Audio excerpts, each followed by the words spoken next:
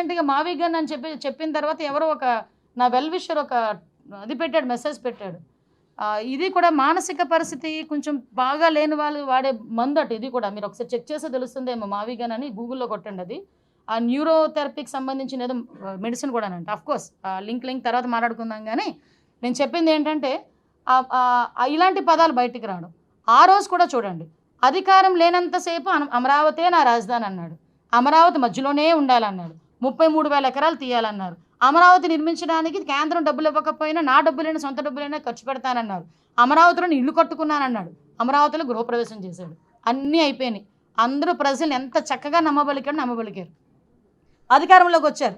వచ్చిన వెంటనే అమరావతి లేదు, ఏదీ లేదు, ప్రజావేదిక కూలిస్తాను, చంద్రబాబు నాయుడు అన్నా క్యాంటీన్ తీసేస్తాను, చంద్రబాబు నాయుడు గారు ఏ ఇంప్లిమెంటేషన్స్ చేస్తే అవన్నీ సర్వనాశనం చేసేస్తాను, నాదంటూ కొత్త రాజ్యాంగం మొదలు పెట్టుకుంటాను రాజారెడ్డి రాజ్యాంగం అని చెప్పి ఆ రోజు నుంచి మొదలు పెట్టుకొని 3 రాజధానులు అన్నాడు.